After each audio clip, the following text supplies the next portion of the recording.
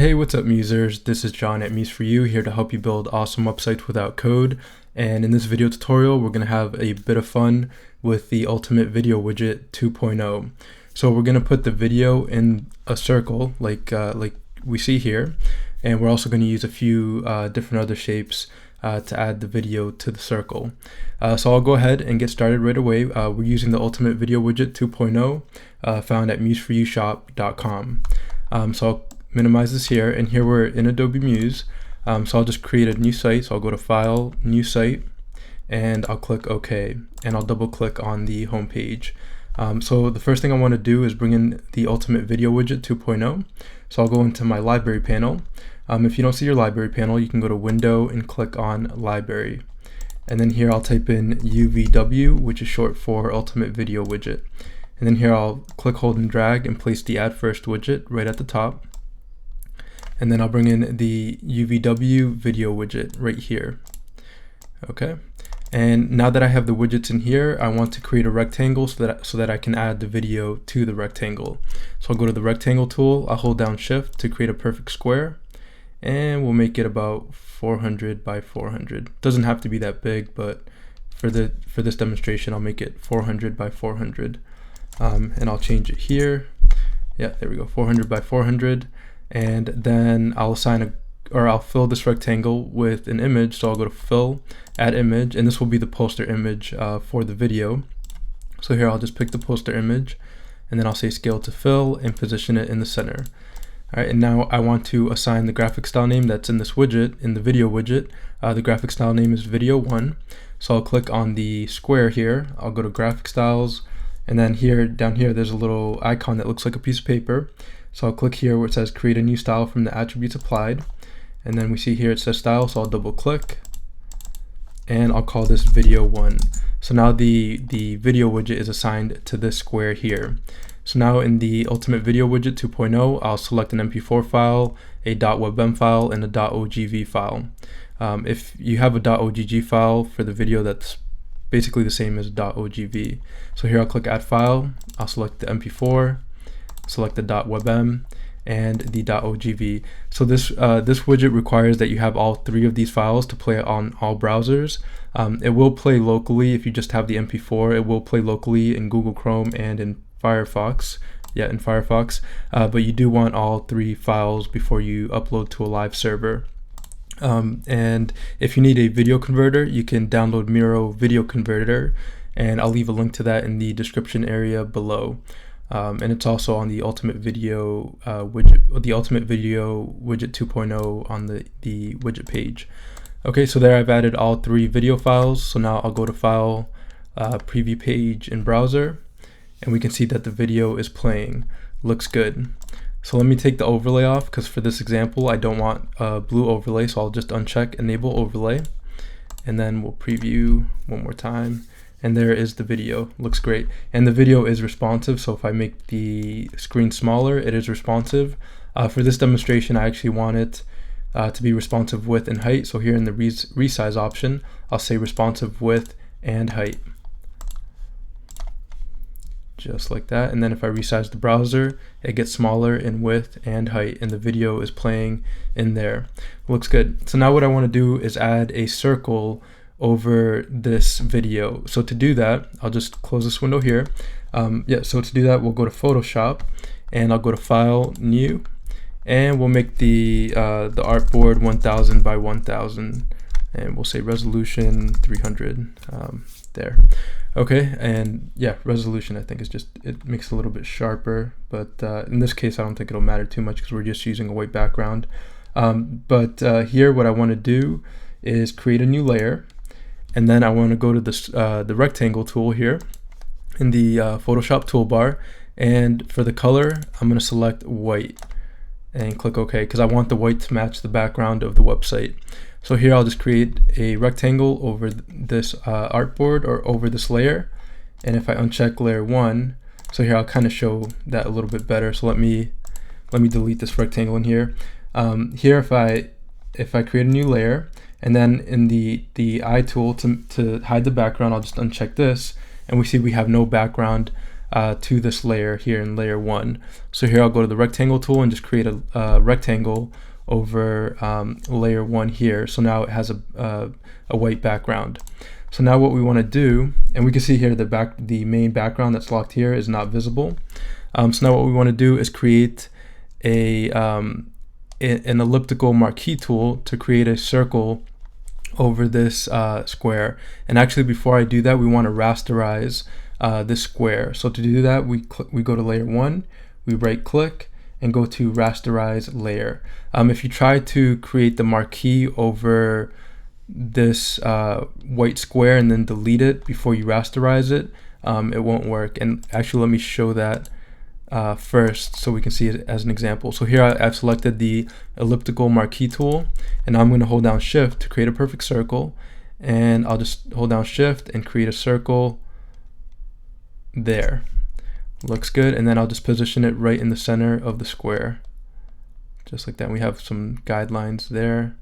Sometimes it doesn't fit perfectly. There we go. Okay, so there's the circle and it's perfectly within the square. And so if I try to hit the delete key to delete this section within the circle, it's going to say cannot complete your request because the content of the layer is not directly editable. Yeah. So here I'll right click on rectangle 1 and I'll say rasterize layer, and now it will be editable. And I'll just click delete and it'll delete the section in the circle. So I'll do that one more time. So we've created the elliptical marquee tool, and then we've created the selection over the square, and then I'll select delete and it'll delete what is within the circle. So we have a transparent circle within the square. And notice we still don't have background visible. So we don't want to have this one visible, because if we did, that transparent circle would be filled with white, with the background color here that's white. And when you create the elliptical, you want to make sure that this layer here that says rectangle 1 is selected, otherwise it won't work again, because if you're on background 1, it's not going to register that you want to delete that area of the circle. So we want to have this layer selected, rectangle 1, create the marquee elliptical marquee or the circle, and then delete and then hit the delete button to delete what's in the circle. And we want to make sure that this layer is rasterized, so we can right click and then rasterize layer.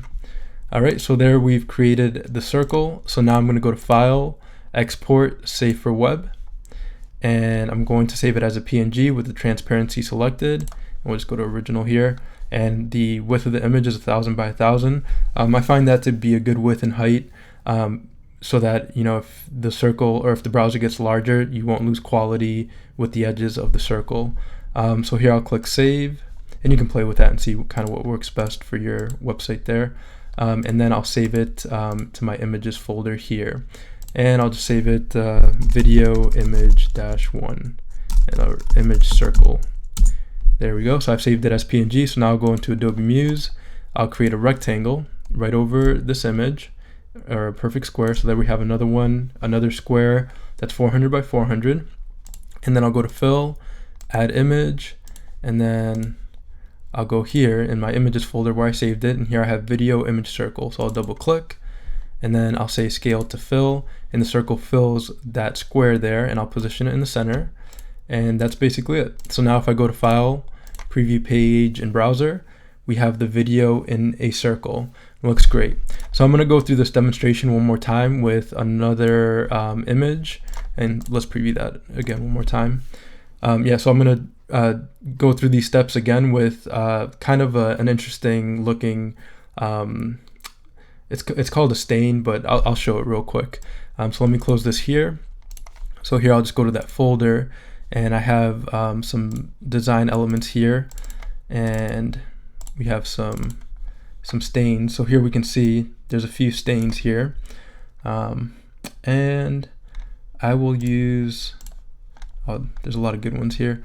I'll use one of these, so I'll double click, open it in Illustrator, and we'll use this one for this example. So this stain here, so I'll hit Command C to copy. I'll go to File, New, and we'll make the artboard 1000 by 1000, and then I'll hit Command V to paste, and we'll make the stain a little bigger so the height is larger than the width, So I want to set it to the height to 980. So we have a little space. Yeah, so we have a little space around the image within the artboard. So there's the stain a bit bigger. So now I'll go to File, Export, Save for Web. And we do want it to be transparent here in the background. And I'll say PNG 24, click on Save. And then let me find the images folder here. So I'll say here, video, video image, and we'll call it stain. And I'll say Illustrator. Okay, so there we have it, and then I'll go into that folder. So here I'm in that folder, and we can see here video image stain Illustrator. So now I want to open it in Photoshop. So I'll right click, open with Adobe Photoshop, and there we have it. So basically what I want to do now is the same steps. I want to create a new layer, and I want to fill this layer. Let me uncheck this here. I want to fill this layer with white, and that's it for that. And then I want to go into this layer, and let me make the white layer here not visible. But here I want to select this stain. So to do that, I want to go to Select, Color Range, and select Shadows. Yeah, and when I select Shadows, it selects anything that's like really dark. So we can see here it selected the entire stain. And I don't really want any fuzziness. I think fuzziness would kind of maybe not select it as precise. Or you can play with that if you find that it makes a big difference. But there I just took fuzziness off, and then I'll click OK, and we can see that it selected the entire stain. So what I want to do here is go to rectangle 1, make it visible, and we can see that that stain has been, the outline of the stain is selected on layer 1. So again, I want to right click, go to rasterize layer, and then just hit the delete key, and it deletes whatever was in that selected stain. And I'll make the first layer here not visible, and there we can see that stain has been cut out and is transparent. All right, if you have any questions about that, let me know. It's just basically selecting the stain, then going to the layer here, and then deleting that stain within the layer, and making sure that this layer is rasterized. All right, so again, I'll go to File, Export, Save for Web, and save it as PNG with the transparency. I'll click Save, and then here I'll just delete Illustrator here, so we have video image stain, and I'll click Save, and then I'll go into Muse, and then one thing I didn't show with the circle, if we resize it, we need to make the circle responsive width and height as well. So I'm kind of jumping a little bit here, but we'll go to the stain in a moment. I just want to show this real quick. We can see that video is responsive as well, and it kind of gets cut off a little bit, so we can make the square a little bit bigger. So like I can say 410 and just place it right in there. Looks good. And we'll preview again. So there we go, perfect, and it resizes. Okay, so now I'm just going to refill this circle here. I'm going to fill it with a stain, so I'll go to Fill, Image, and I'll fill it with Video Image Stain, and that is it. So I'll go to File, Preview Page, and Browser, and now we have a stain for the video there. So you can have a lot of fun with this and basically use any shape or any kind of idea for the video kind of container there, which looks good. All right, and again, I'll resize, and we can see it resizes with the browser. So it could be a great design idea, and you can add some text. So, I could go in here and say Muse for you, and just pick any font basically. We'll do Lato, and we'll make it a little bit bigger, something like that. Might be too big, so let's make it a little less. 36, and something like this. And I'll change the color here, and I'll go to CC Libraries and just highlight this here and make it this color here. All right, looks good. All right, so there we have it. We have the video, and we'd have to change kind of the text on the different breakpoints there, but it looks good. And I will add breakpoints just to showcase that it works really well on breakpoints as well. 768 and 480. So yeah, maybe on these breakpoints, I'll just adjust the text a little bit. 18, move it up a little bit. and something like that. This one will move it up, and let me format format text on current breakpoint there, so it doesn't format it across breakpoints. Yeah, perfect. And then this one, yeah, we'll go and say 36. All right, looks good. So there it is, and I'll go to File, Preview Page in Browser. And we have it there, and then we go and we can see it changes breakpoints and it works really well. On devices that don't play video automatically, the poster image will just show. So the rectangle that was filled with the image will show in the background. All right, looks good. And we can easily change the video. So if I go in here, I can just find another video. So I have a few videos here, and I'll just switch out the video a few times just so we can see it.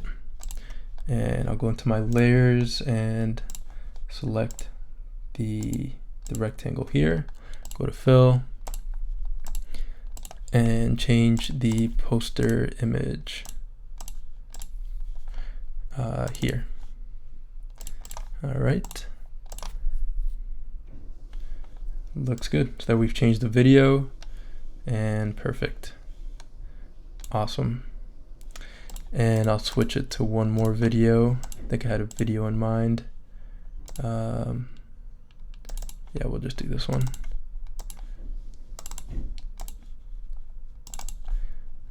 And go to the layers, switch it here, and I'll select that poster image, just like that. It's kind of the universe in there, which is cool. So there we have it, it's moving, and perfect. All right, looks good. And if I wanted to switch out the image, I could just go to Fill, Video Image Stain, and just change it to Video Image Circle.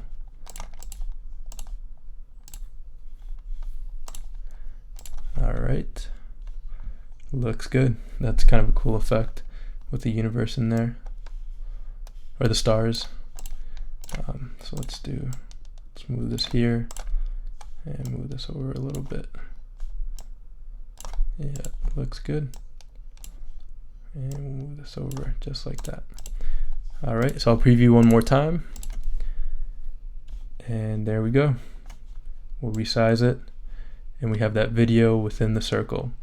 So that's basically it for this video tutorial. There are a few other options in the video widget.